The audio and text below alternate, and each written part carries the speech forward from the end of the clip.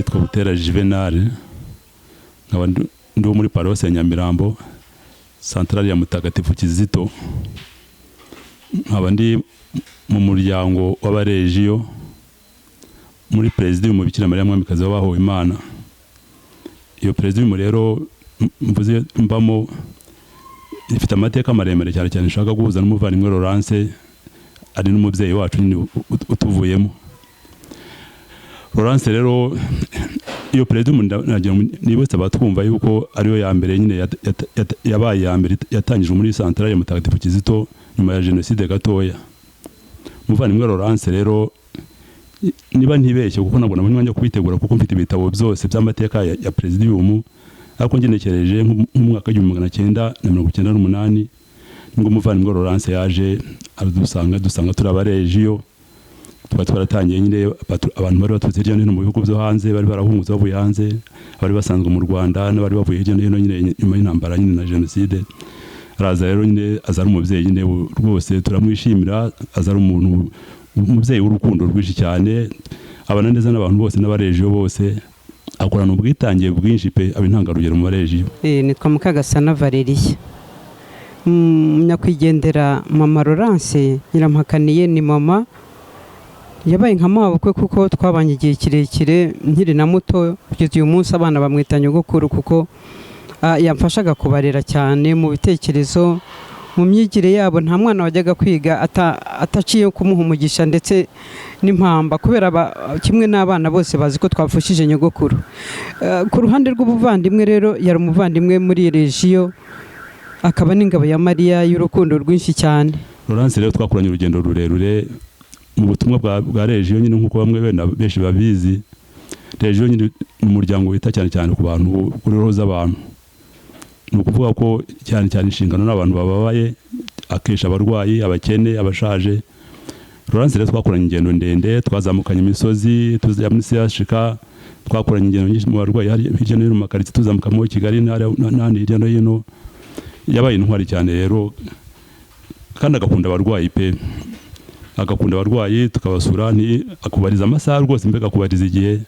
Ndamutse nshatse kuvuga rero bimwerekeyeho ntago bwakwira buracyo ariko reka mbabwire gake cyane ku buhamya bwiwe busanzwe buzwi na buri wese mu barejiyo. Yari umurejiyo w'intwari, yari umuvandimwe urangwa n'urukundo, impuhwe nyinshi cyane.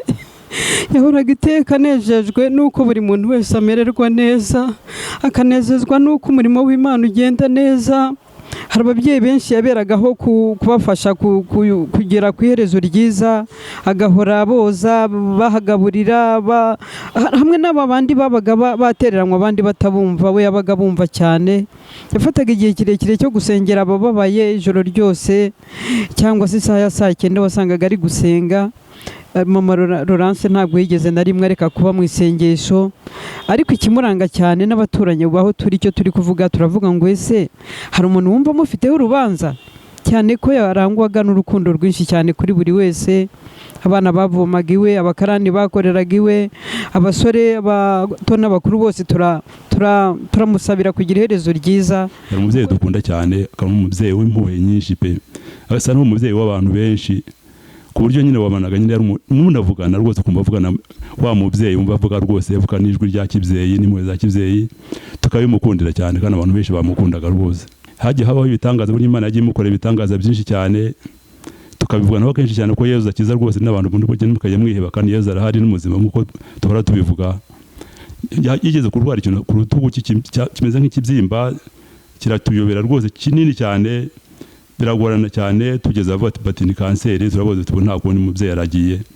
Ariko ku gitangaza cy'Imana ikintu barakivura kirakira, birarangira rwose asubirana mu buzima. Tukaduha dushimira Imana n'abagahora abitanga ubuhamya nyine ko Yesu yamukoreye ibitangaza, kuko ntiyigeze arangwa n'inabi mu bitekerezo bye. Ikindi cyane cyamuranze ni impuhwe. Yahoraga afitiye impuhwe buri wese umusanga.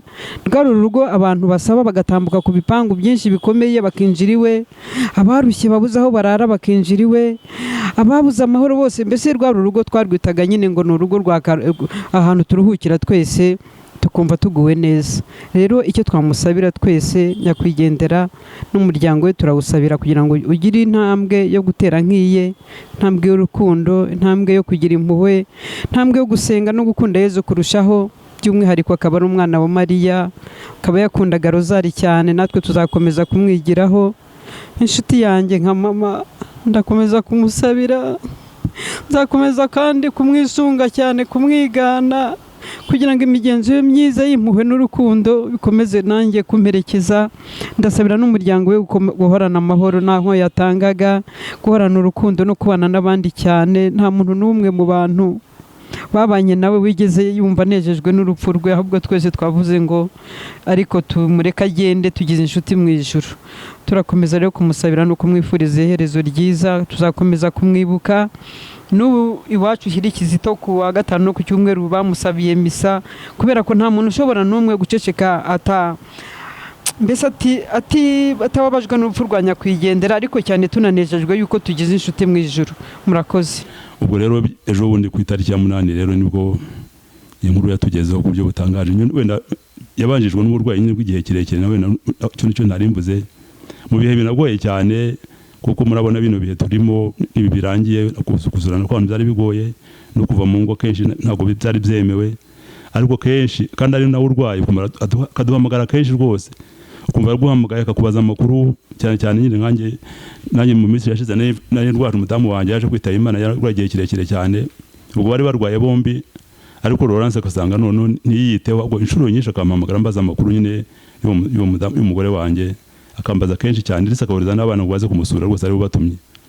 Ubwo Laurence afite amateka maremare, sinjye nyine muri regio ya Bikira Mariya no muri santarari yose ya Mutagatifu Kizito, kigaragara no mu mbuga zose, no mu mbuga za paruwase, nuko amakuru bagiye bayahererekanya. Nyine abantu bose bababaye bifuriza umuryango gukomera, banifuriza umubyeyi Imana imwakire.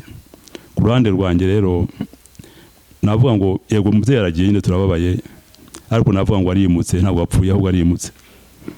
Ndizera rero ko Bikira Mariya yakoreye akitanga pe imyaka myinshi y'ubuzima bwe, kugera ejo bundi imbaraga zimushiranye, ntabwo yigeze asezera muri regio, ahubwo nuko byabaye bino bihe byahagaritse nyine activite za regio, ariko n'ubundi yitabye Imana ari muri regio. Byo bikampa icyizere gikomeye cyane yuko sinanjye nyine bikaduha icyizere twese yuko Bikira Mariya yakoreye atashobora kumutererana rwose. Ngira ngo muyibuke ukuntu gitangaza Yezu ya mbere yakoze mu bukwe bw'Ikana, ko yagisabwe na Bikira Mariya. Igihe abari mu bukwe bw'Ikana bari bamaze gushirirwa, Bikira Mariya akajya kuri Yezu ati inzoga zabashiranye, hanyuma Yezu agahindura amazi divayi, ubukwe bugakomeza, nyine abantu bakomeza kwishima. Icyo ni ikigaragaza yuko nta muntu ushobora kuvuganirwa na Bikira Mariya kwa kundi imbere y'urubanza rw'Imana, cyangwa se abantu baje ku irembo ry'ijuru, uwo Bikira Mariya azayabwira ati umwana n'uwanjye, yazatambutsa benshi cyane. Laurence rero icyo kiraduha icyizere gikomeye cyane ko umubyeyi Bikira Mariya yakunze, akamwitangira kugera ku ndunduro y'ubuzima bwe, atazamutererana. Abampumuriza rero umuryango n'abavandimwe bose twasenganaga, n'ababanye na Laurence bose, ndetse n'umuryango mugari rwose, ngira ngo nabahumurize. Laurence ntabwo wapfuye, ahubwo arimutse agiye mu ijuru. Dufatanye no gushimira Imana, kandi tuzakomeza kumusabira. N'ubu twaratangiye, tuzakomeza kumusabira message zo kumuherekeza, kuko niyo umuntu ageze mu ijuru nta message yohereza, dufite icyizere cyinshi cyane, ariko turizera ko ubu ngo nawe namara kugera mu ntebe z'ijuru atazatwibagirwa, azakomeza nawe kudufasha no kutweza inkunga y'amasengesho. Ndangije rero nkomeza umuryango wa Laurence, abana, inshuti, abaturanyi, abo kwivuko hirya no hino nyine aho komoka, ngira ngo dukomeze tumusabire, ariko kandi tugira icyizere yuko Imana yamwakiriye. Kristo Yezu akuzwe.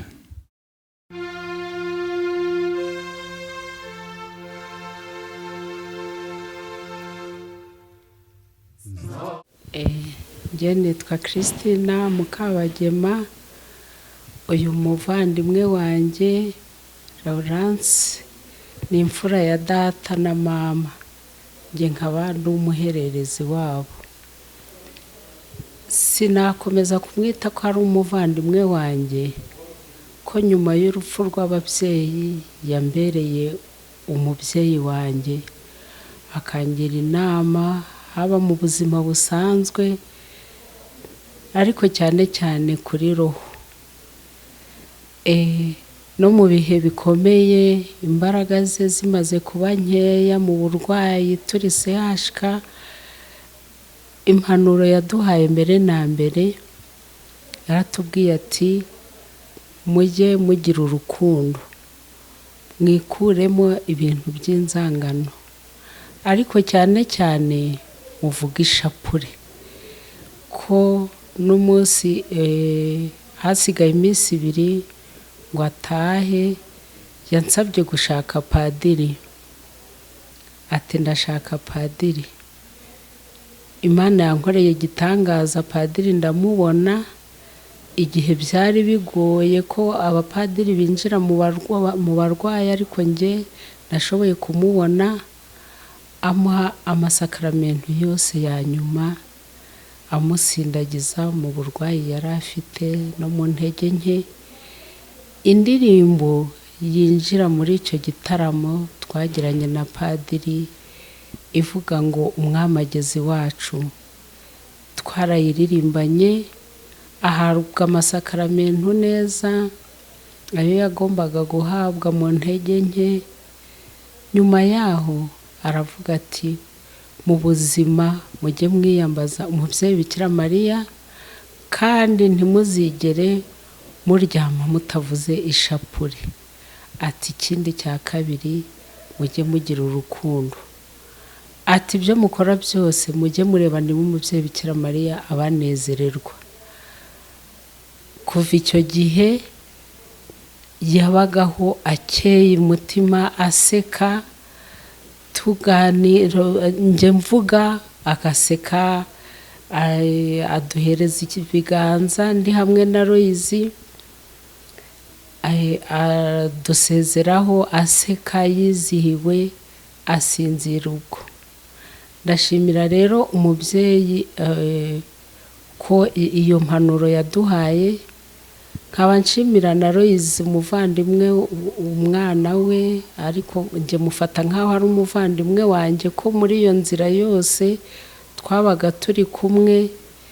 We yatangiye iyo nzira yo gusenga no kuvuga rozari, ko yashakaga ngo twe kuyivuga igice, tuyivuge tuyirangize, kandi yaradufashaga tukagendana nawe. Ndizera ntashidikanya ko ari kumwe n'umubyeyi Bikira Mariya, ko buri gihe yabaga asetsa akeye ku mutima, ateze n'ibiganza, ukabona koko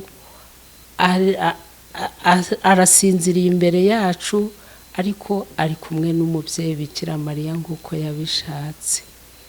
Nadusabire rero kugira ngo dutere ikirenge mu cye, dushobore no gukurikiza iyo nshingano yaduhaye.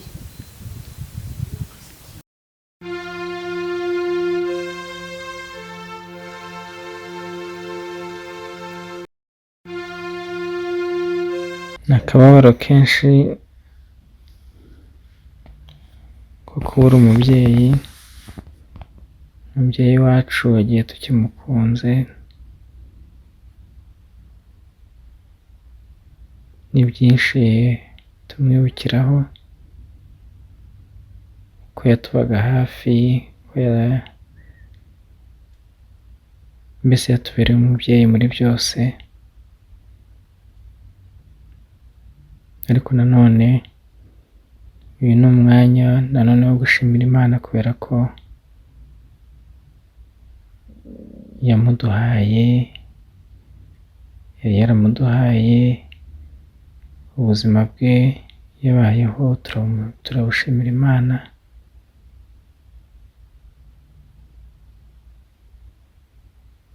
Igihe cyageze nyine Nyagasani aramwisubiza, ariko muri byose tugomba gushimira Imana. Biragoye rero kubyakira, ariko nta kundi, twihangane twese, dukomeze tumusabire kugira ngo Nyagasani amwakire, kugira ngo amutuze iruhande rwe iteka ryose. Biragoye kugira icyo umuntu avuga mu bihe bitoroshye nk'ibi byo kubura umubyeyi wacu.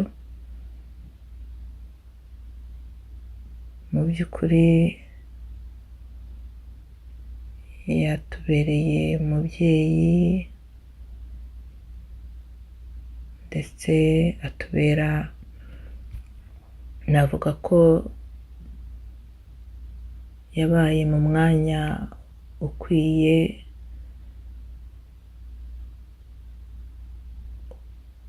wa mabukwe. Nkanjye navuga ko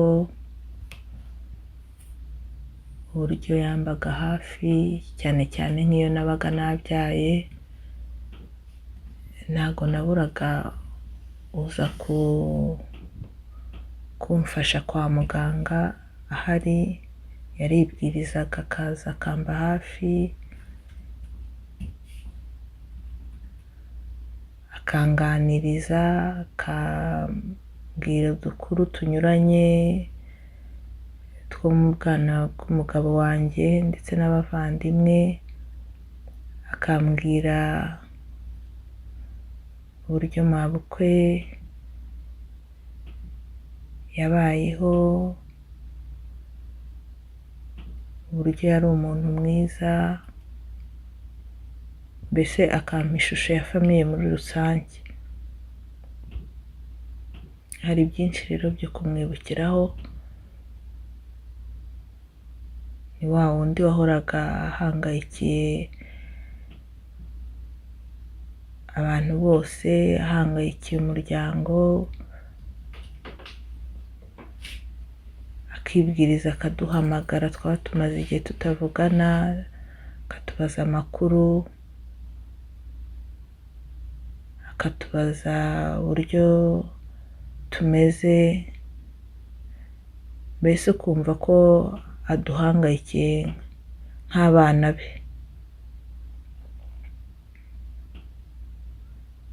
Ikindi kintu gikomeye namwigiyeho ni uko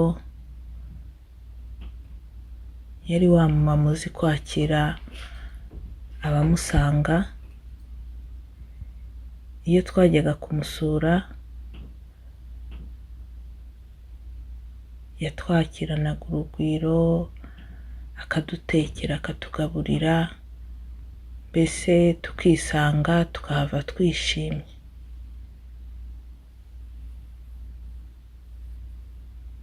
Si ibyo gusa kandi, haba no mu buzima bwa roho, yari umukecuru ukunda gusenga kandi agakunda no gusengera bose. Nibuka uburyo iyo yajyaga gusenga i Kibeho yabanzaga kuduhamagara twese, akatubaza ngo ese bana banjye ko ngiye gusenga, ejo mfite urugendo nzajya i Kibeho, ko ngiye gusenga ni ibihe byifuzo mushaka ko mbajyanira. Mbese ukumva ko atuzirikana kandi ukumva ko ashaka ko tuyobora mu nzira igana Imana.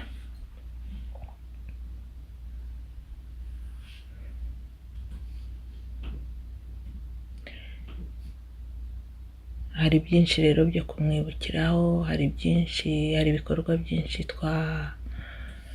bizatuma dukomeza kumwibuka. Twizere ko Nyagasani yamwakiriye mu bwami bwe.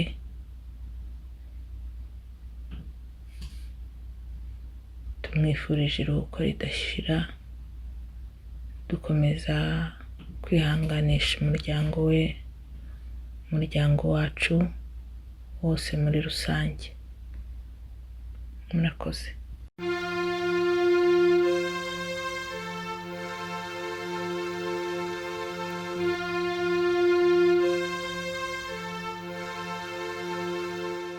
njyewe Alpha mfatanyije n'ababyeyi banjye Maurice Nizeyimana na Muregayire Marie Solange turagira ngo dushimire umubyeyi wacu Mama Tamari yambereye nyogokuru mwiza twibuka igihe cyose yabaga agiye gutangira isengesho cyane cyane Kibeho yaraduhamagaraga agira ati bana banjye ngiye kubasengera mu gihe nabaga ndwaye yambaye hafi cyane pe sinzibagirwa uburyo yankundaga Imana imwakire. Nitwa Ganza Tony nkaba ndi umwuzukuru wa Nyiramakaniye Laurence yari umubyeyi mwiza nicyo ntazibagirwa.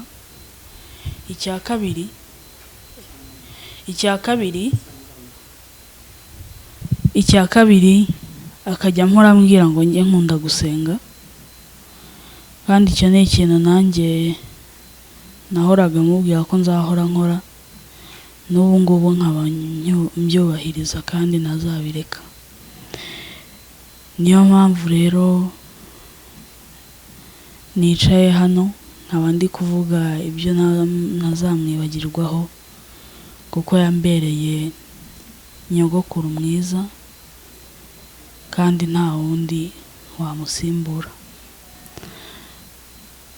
Ndabizi ko Bikira Mariya yamwakiye mu ijuru, kandi tutagomba guhora tubabaye kuko ntaho twagera.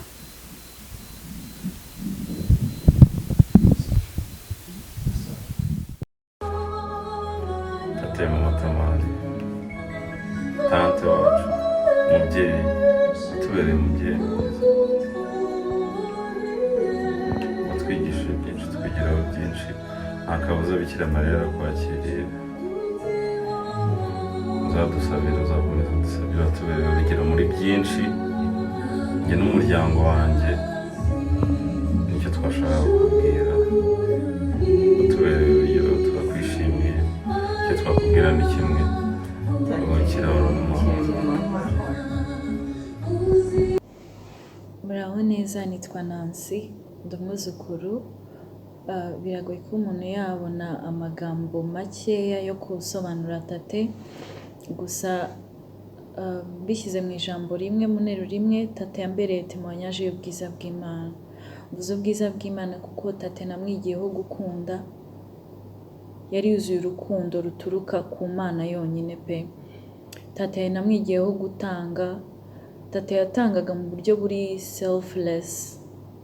Niyo yabaga afite dukeya, yaba muri dukeya yaba muri byinshi, tate ntabwo yashidikanyaga kuba yabiguhereza byose. Pana kuri famiye ye gusa, pana ku nshuti ze gusa, no ku bantu bose, ku bantu babaga bari gucaho ku muhanda, abantu babaga bari gucaho mu rugo, tate yari yuzuye urwo rukundo pe rwo kuba yatanga. Ijambo ry'Imana ritubwira ngo dukunde bagenzi bacu nk'uko twikunda. Gusa tate namubonye akunda abantu bose birenze n'uko we yikunda.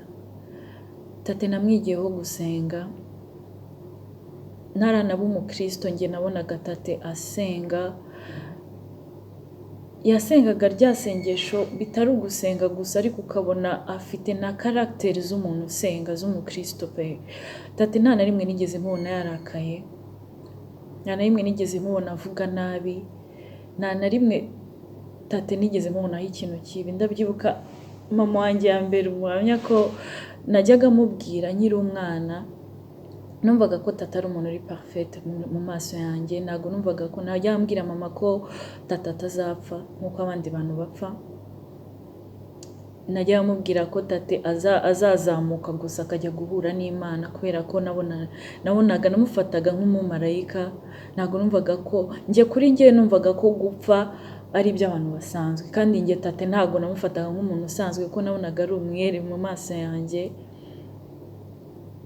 Ndabyibuka cyane ko kugeza n'uyu munota mama ajya ambwira ngo nukura tuzabana mu rugo rwanjye.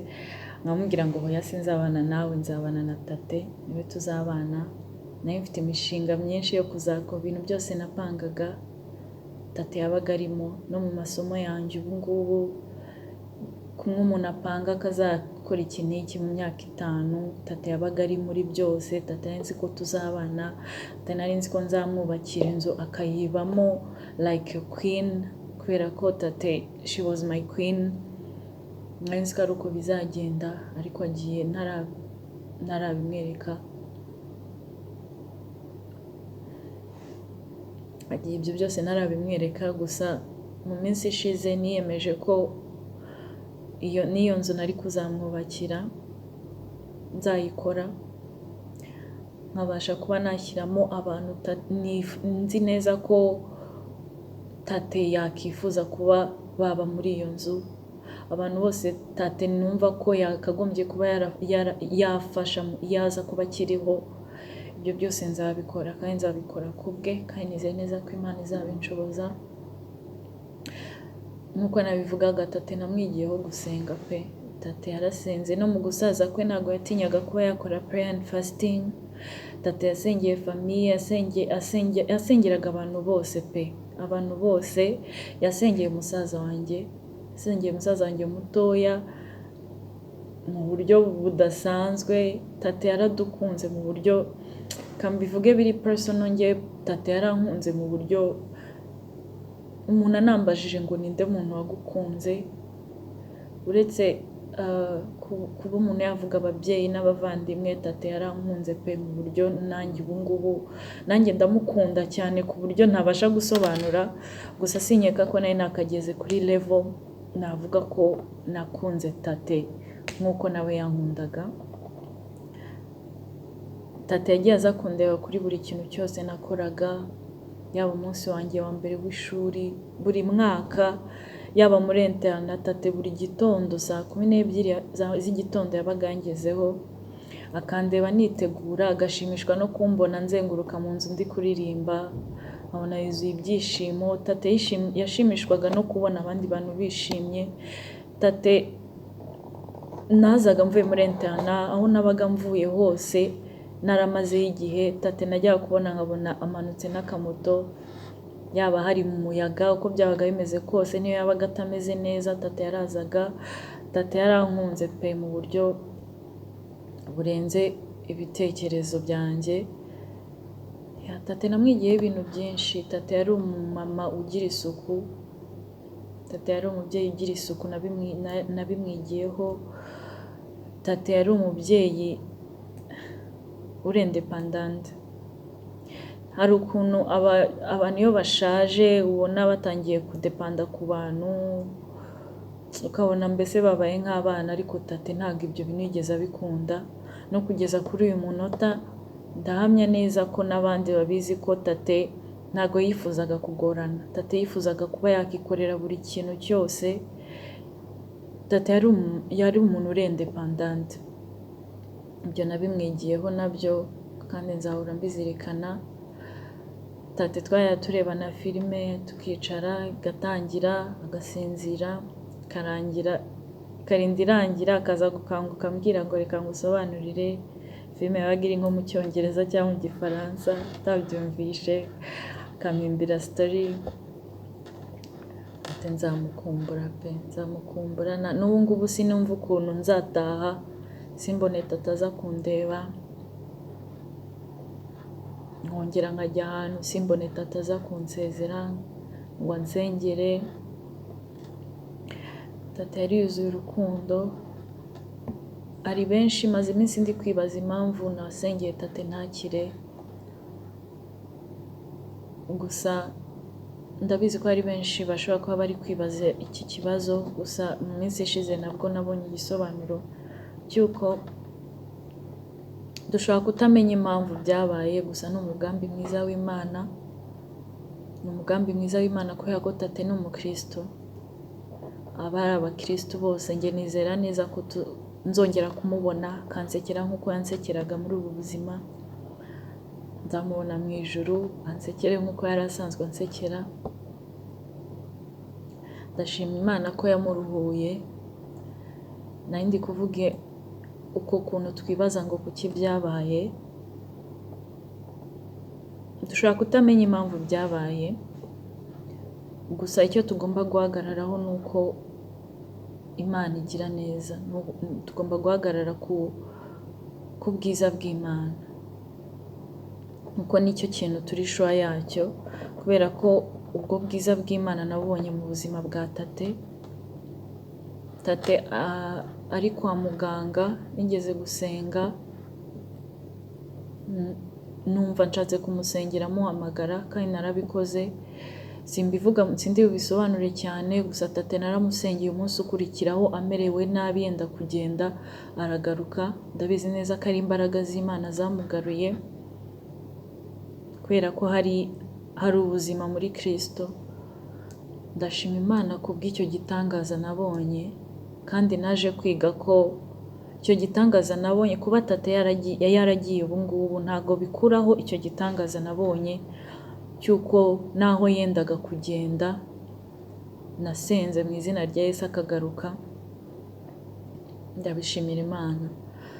Ndashimira buri umwe wese uri aha ngaha, uri hafi ya famiye yanjye, abantu bose bababaye hafi, ndabashimira cyane. Imana ibahe umugisha. Ni Dr Jeannine Ahishakiye, nkaba ndi umwana warerewe mu muryango wa mukecuru kuva ubwo nari mfite imyaka 9 kugera ku myaka 14. Nari mu mashuri abanza, iyo myaka yose nayimaze muri uwo muryango. Ariko muri icyo gihe nari aho ngaho nk'umwana wari kwa nyirarume, mukecuru yambereye umubyeyi bidasanzwe. Ntabwo nigeze mbona aho amvangura mu bandi bana, yamfataga nk'umwana we, sinigeze mbona afata nk'umwana w'ahandi. Urwo rukundo rero ni narwo yagaragarizaga abandi. Ndibuka icyo gihe turi abana tuva ku mashuri, abana babaga badafite aho bajya kurya saa sita kubera ubukene, cyangwa se abana bakure, abo bana bose barazaga tugasangira ifunguro rya saa sita. Urukundo mukecuru yankundaga rero ntabwo rwarangiriye aho, kuko rwarakomeje kugeza n'ubwo aho nari maze gushaka. Mukecuru ntabwo yigeze amba kure, kuko natanga nk'urugero ruto. Iyo nabaga ngiye kubyara mu cyumweru cya nyuma cyose nakimaraga ndi kumwe na mukecuru amfasha mu myiteguro, rwose isaha ikagera tukajya kwa muganga, ni nawe wasigatiraga umwana wanjye bwa mbere. None igihe kirageze, Imana iramwishubije, yatubereye umugisha, aheza ni mu ijuru. Nitwa Amahirwe Monica, nanjye mfite byinshi bindi ku mutima nashimira mama Tamandi. Twarabanye, ndabashimira cyane kubw'umurage mwadusigiye w'urukundo ndetse no kumenya kubana n'abandi neza. Mwatwigishije gusenga, ndabashimira cyane ababyeyi bacu. Twarabanye mu bihe byari bingoye, ubwo nibarukaga abana mfite. Twarabanye, mwambaye hafi, ineza mwangiriye sinzayibagirwa. Sinigeze mbura icyo kurya, sinigeze mbura icyo kunywa. Imana yo mu ijuru yumve ko ngewe n'umuryango wanjye tubashimira ibyiza mwadukoreye. Imana ikomeze batuza heza, kandi ibaha umugisha kubw'ineza n'urukundo. Umurage mwadusigiye tuzahora tuwuzirikana, kandi dukomeze kuwutoza n'abacu.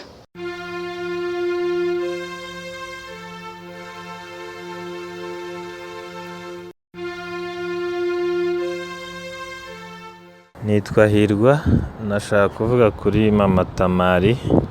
Yari umubyeyi mwiza, namufataga nka mama. Gusa ibyo kumwibukiraho ni byinshi, ntawabivuga ngo abirangize. Navuga niwe muntu wa mbere witaga ku bana be, n'abo yabyaye n'abo atabyaye. Ndabyibuka nk'iyo nagiraga anniversaire, niwe muntu wabaga uwa mbere. Yahamagaraga mu gitondo nka saa 12 akambwira ngo Hirwa bon anniversaire. Icyo kintu naragikundaga cyane.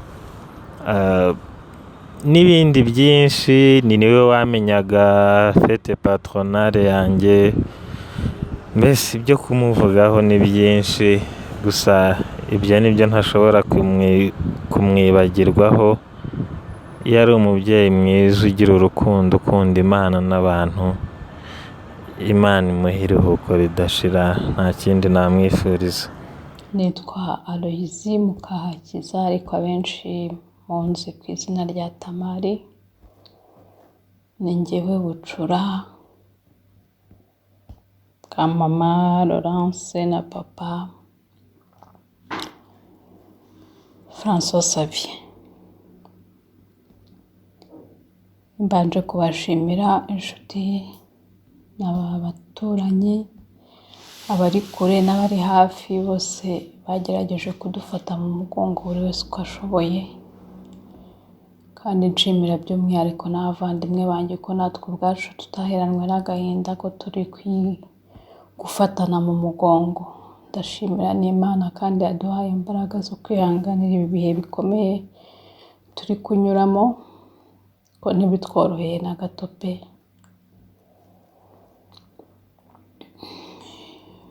Imana ihabwe icyubahiro.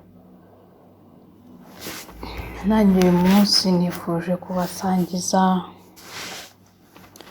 kuri témoignage y'ubuzima bwa mama wacu. Nta gishya mvuga mutazi, kuko mama umuntu wese wabashije kumwegera yahavaga amuzi. Mama yari umuntu uri simple, uri innocente,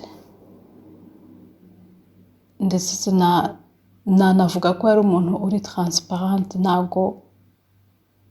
Nta cyihishe inyuma y'uko umuntu yamubonaga, nta cyihishe. Uko wamubonaga ni uko nguko yari ari. Mana yanjye ntabwo ndi kubyumva ko ndi kumuvuga muri pasi, ariko nuko mama yari ameze. Nta byo guhishahisha, uko yakwirekaga niko yari ari. Mama iyo wamaranaga nawe iminota byibuze 5 cyangwa 10, wahavaga umenye ko mama akunda gusenga. Icyo ni ikintu cya mbere wahitaga umumenyaho, ko ntiwahavaga atakubwiye Imana. Mu byakubwiraga byose Imana yabaga irimo. Mama yakundaga gusenga. Mama akaba yarakundaga abantu cyane, nta watoranyije uko umeze kose. Mama yakundaga abantu uko bari, ntago yatoranyaga. Kandi mama akaba yaragiraga impuhwe. Rimwe na rimwe uko nguko yari yimereye, rimwe na rimwe byajyaga bimushyira mu bibazo, cyangwa twebwe bikadushyira mu bibazo. Ariko Imana yarahabaye, kandi ibyo bintu bitatu nzi ko ari byo byamuhesheje ijuru na mbere y'uko ava mu mwuka. Iyo garanti yari ayifite, garanti y'ijuru yo yari ayifite, kandi nzi neza ko yari itashyemo. Ikindi navuga ni ibindi bintu bibiri. Mama yari umunyamwete. Mama ntabwo yajyaga yicara nta kintu ari gukora. Buri gihe yabaga afite utuntu ari gukora, tworoheje n'udukomeye. Ngaho ari kubagara, ari gutera imboga, ari gukora isuku, ari gutunganya. Donc ntabwo yajyaga yicara nta kintu ari gukora. Niyo yari kuba afite abakozi 10 cyangwa 20, ntabwo mama yashoboraga kwicara adakora. Mama yakundaga gukora. Yahoraga afite utuntu tumwokipa buri gihe, yaradushakishaga akatubona, kandi natwe yahoraga abidushishikariza. Ikindi ni uko mama yagiraga isuku. Mama ntabwo yicaraga ahantu hasa nabi. Twese turabizi, abantu benshi barabizi, abantu babanye na mama barabizi ko mama yagiraga isuku bitavugwa. Mama buriya niyo wari kugira gute, mama yimeseraga imyenda ye. Yabaga afite ukuntu atumesa yitonze, akatwiyanikira, akajya no kutwanura ntawe udukozeho akatuzinga ku buryo imyenda ye ya kera n'iya vuba wabonaga byose bisa byose byahoraga ari bishya kubera ukuntu yabaga yatwitayeho. Mama yagiraga isuku mu nzu aho yabaga ariho hose byagera ku mubiri weho noneho bikaba agahebuzo ko nayaga muserereza ukuntu atinda muri dushe. Hari n'umucuti we wigeze kumuserereza ngo yoga nk'abanyeshuri kubera ukuntu nyine isuku natwe yarabitubwiraga, natwe yarabidutoje. Isuku mbere na mbere mu byo ukora byose hagomba kuba harimo isuku. Kuba ari kubyumva rero ndumva abantu bamuzi nta gishya mu by'ukuri muri kumva ni uko nguko mama yari ameze nk'uko nabibabwiye, ntawe yihishaga. Ibyo ni ibintu byamugaragaraho iyo wapfaga kuba umwegereye. Ibyo byose yarabidutoje kandi natwe twiyemeje kubikurikiza, cyane cyane gusenga, urukundo, impuhwe. Ibyo bintu uko ari bitatu yabitsimbararagaho: gusenga, urukundo n'impuhwe kuri bose. Ndetse n'ubwa nyuma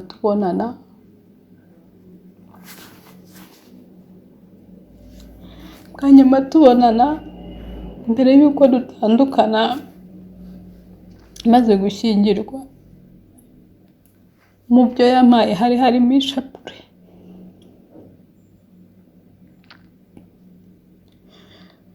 Iyo niyo souvenir ya nyuma yampaye, nubwo nyuma yaho yaje no kunyohereza Bibiliya, ariko bwa nyuma tubonana yampaye byinshi ariko ama niyo shapure. Mama yakundaga umubyeyi Bikira Mariya, yamukoreye kuva kera. Mama ni umurejiyo kuva kera, yagiye muri rejiyo kera ngo aza kubihagarika, nyuma aza gusubiramo, ariko asubiyemo ahagurutse. Mama yitangiye umubyeyi Bikira Mariya cyane. Mama hari ubutumwa yajyaga ajyamo nkavuga ni none mama araza yapfuye, ariko ukabona agarutse ari muzima n'ejo agasubirayo. Mama yagiye agenda n'amaguru, akava mu rugo mu Nyakabanda akajya gusura abarwayi muri CHK agiye n'amaguru, yagerayo akabamesera, akabakarabya, akongera akitahira yitonze n'amaguru. Mama yajyaga ajya ku Muhima, akajya mu misozi. Murabizi u Rwanda ko ari imisozi, naho i Kigali ntihabura, bakajya gusura abantu hejuru iyo mu misozi za Mont Kigali, kandi bagerayo bakabakorera imirimo. Wasangaga kenshi ari abakecuru bibana se cyangwa se umuntu warwaye warembeye mu buriri, bagerayo bakabakoropera, bakabamesera, bakabatekera. Ibi byose nta na kimwe yigeze yinubira, nta murimo wari kumuha ngo akubwire ngo ngewe ibyo simbishoboye. Byose yabyihambiraga akabikora.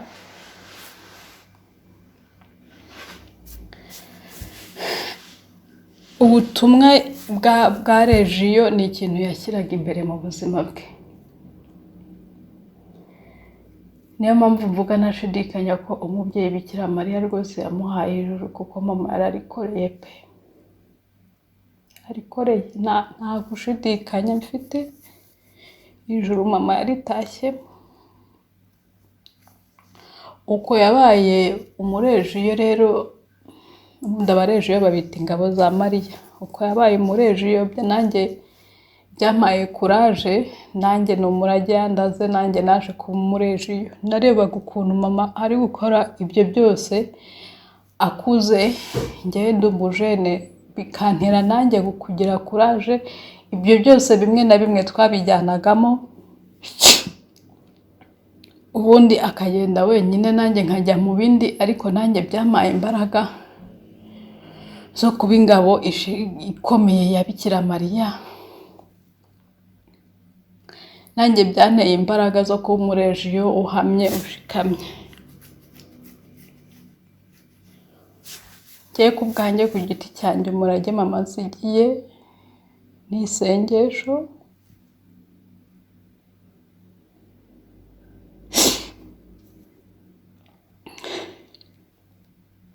n'isengesho, gukunda umubyeyi Bikira Mariya no kumukorera ntizigamye, ntacyo nsize, umutima wanjye n'umubiri wanjye byose bikamukorera. Ikindi ni uko mama ni urugero rwiza rw'uko tugomba guharanira ijuru hakiri kare, ntabwo ari ibyo kujyamo dushaje, ibyo guharanira ijuru hakiri kare ukabikorana n'umutima wawe. Rya tegeko ry'Imana rivuga ngo kunda Imana n'umutima wawe wose, mama yari yarihariye, yari yaremariyemo Imana mu buryo ntabona mvuga. Ari twebwe abana be n'abuzukuru barabizi ko mama yari yarihariye Imana, yarayimariyemo umutima we wose n'umubiri we byose yarabiyihariye.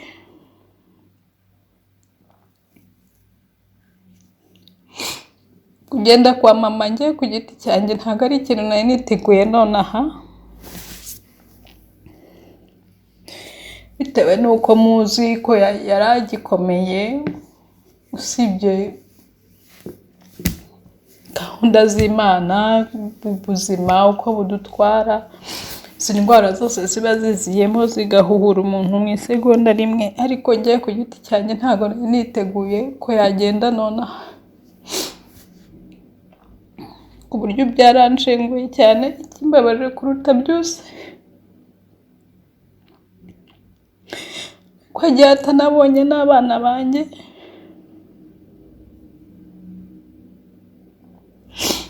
ngo akine nabo abateteshe nk'uko yari azi gutetesha abuzukuru be.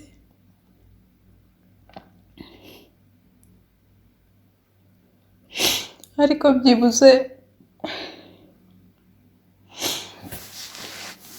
byibuze yabonye ubukwe bwanjye, yarankingiye, yishimye nk'uko yahoraga yishimye. Amafoto ye menshi muri bubone, muraza kubona ko mama yahoraga yisekera. Njye ni gake cyane namubonye ababaye, ni gake cyane namubonye arakaye. Mama yahoraga yishimye, kandi mama yaranyurwaga muri byose, yaba afite byinshi yaba afite bike, byumvaga bimuhagije kandi ndetse akanabisangira n'abandi uko byabaga bingana kose. Mama ni gake cyane nigeze mubona ababaye, muraza kubibona namwe ku mafoto, yahoraga yisekera. Iyo nseko tuzayikumbura.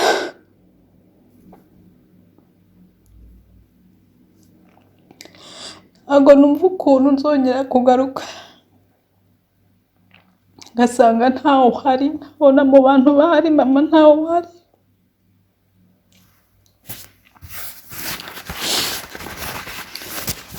Ntabwo ndabyumva, ariko Imana izamfasha, izakomeza kumpa imbaraga,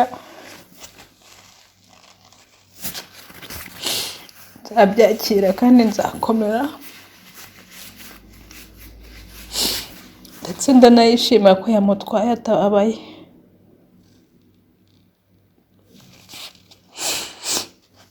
Nubwo ibyo byose bitubabaje, nubwo tuzamukumbura, nubwo agiye twari tukimushaka cyane, nubwo agiye tutabyiteguye, ariko ikiduha imbaraga ni uko ahari ari heza cyane kurenza aho yari ari, kandi akaba agiye atababaye. Imana igihererwa icyubahiro. Abavandimwe banjye dukomeze urugendo mama yadutangiriye, dukomeze muri iyo nzira, natwe duharanire ijuru nk'uko yariharaniye, kugira ngo natwe igihe cyacu nikigera tuzamusange, twese ntawe ubuzemo. Mama asanze papa, asanze n'abandi bavandimwe bacu batatu nabo yakundaga cyane. Ubu ndumva yishimye, kandi natwe ahari aratureba kandi aratureberera. Igisigaye ni uko dukomera natwe tugaharanira kuzamukurikira, kuzamusanga, ahari. Ndi umurage w'isengesho, urukundo, impuhwe. Ibyo bintu tubikomereho natwe bizaturange mu buzima bwacu. Nshimishijwe nuko dufite byinshi byinshi byinshi cyane byiza tumuvugaho, tumwibukiraho, kandi tuzakomeza kumwibukiraho. Mama rero twaramukundaga cyane. Nanjye abandi bose bazi urukundo nakundaga mama.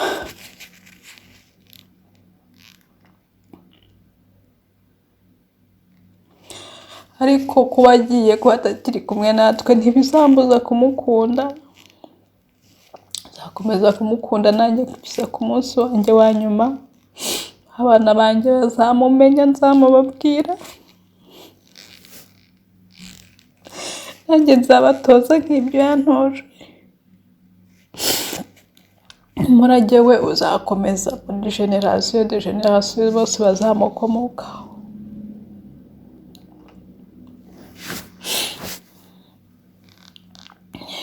Murakoze, mukomeze gukomera, twese dukomeze gukomera, dukomeze kwihangana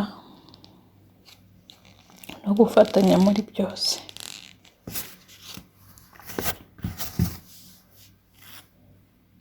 Mama mubyeyi mwiza, urabo rutoshye muri bose, kuva umunsi wampaye ubuzima wandutiye byose kuri iyi si. Mpeka ku mugongo utinubiriye, ubu rero ubumpa witabiriye, unganza w'urukundo rwinshi ruherekejwe n'inseko ya buri munsi. Wanyigishije byinshi ntarondogora, kandi nkwemereye ko nzahora mbikurikiza. Wanyuze muri byinshi kugira ngo tugeze aho turi nonaha, udakanzwe n'iby'isi, ahubwo witwaje akabando k'Uwiteka. Wadutoje gukurikira inzira y'Imana, udutoza kuyikorera tutabyinubiriye. Ibyiza byawe ni byinshi sinabivuga ngo mbirangize, gusa birangoye kwakira ko wigendeye. Ariko ndabyizeye ko umubyeyi Bikira Mariya agupfumbatiye mu gishobora cye. Igendere urugore rwiza, byose tubyakira uko bije. Nta kindi narenzaho uretse kukubwira nti safiri salama, tutaonana baadaye. Nzahora nkuririmba mama, nzahora ndata ibyiza byawe, nzabibwira abuzukuru n'abuzukuruza. Wambereye umubyeyi mwiza, ntako nabivuga, ntako nabisobanura, gusa biri ku mutima wanjye. Nzahora nkuzirikana iteka. Biragoye kubyakira mama, ariko ndabizi ko aho uri uzahorana natwe ku mutima, kandi uzahora uturinda, uzahora udusabira nk'uko wabikoraga mama. Biragoye kubyakira pe, ariko nta kundi twabigenza, ahubwo dusabire kuri Nyagasani akomeza aduhe imbaraga zo kubyihanganira, maze uhora udusabira buri munsi. Uri umubyeyi mwiza pe mama, uri umubyeyi mwiza pe, ntako nabisobanura. Gusa abana bawe turabizirikana, kandi tuzahora tubizirikana, tuzahora tubiratira bose. Igendere mama, igendere, tuzongera tubonane. Bye bye, maman. Bonjour à tous, je m'appelle Didiane, je suis la fille d'Immaculée. Je fais cette petite vidéo au nom de mes frères et sœurs et moi-même, donc Queen et Didi. Nous faisons ces petits messages à l'occasion des funérailles de notre grand-mère, que malheureusement nous n'avons pas eu l'occasion de connaître, mais que nous avons l'impression d'avoir toujours connue grâce aux moyens des appels vidéo que nous faisons de temps en temps, et ainsi que des photos et des anecdotes que ses enfants nous racontaient. Nous avons l'impression de l'avoir toujours connue, nous l'avons aimée comme telle, et nous remercions le Seigneur de nous l'avoir prêtée. Et nous sommes maintenant en paix, car nous savons qu'elle-même elle est en paix, dans la présence du Seigneur. Et je remercie le Seigneur car c'est vraiment notre espérance. C'est lui qui console les cœurs, c'est lui qui fortifie et c'est lui qui est là avec nous dans chaque instant de nos vies. Et je remercie le Seigneur aussi de nous l'avoir donné comme grand-mère car c'était une personne vraiment aimante et sa bonté se voyait, se reflétait dans son visage, dans ses yeux, dans sa manière d'aimer en fait les gens qui l'entouraient. Et voilà, je vous remercie à tous pour votre présence et que Dieu vous bénisse. Yitwa Mushimana Beatrice hagarariye abana twese mama yabyaye muri batisimu.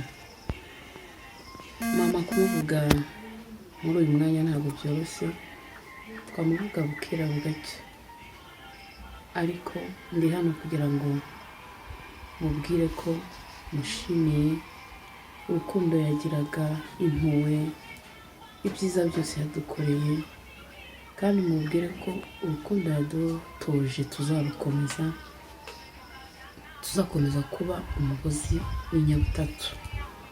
Mama yanyigishije ishapure, mama yanyigishije gusenga, yanyigishije guca bugufi, yakundaga buri umwe wese. Mu minsi ishize nagiye kumusura, yampaye n'ishapure. Mama, urugo rwanjye ni wowe ndukesha, wararwubatse, ndagushimira cyane, kandi musezeranyije ko urukundo waduhaye tuzarukomeza. Mubyeyi uruhukire mu mahoro, ndagukunda, nzahora ngukunda. Imana nizere ko yagushyize iburyo bwayo. Mubyeyi Bikira Mariya wakunze, wakoreye umwana wa Yezu, nizeye ko bakwakiriye uri iburyo bwawe.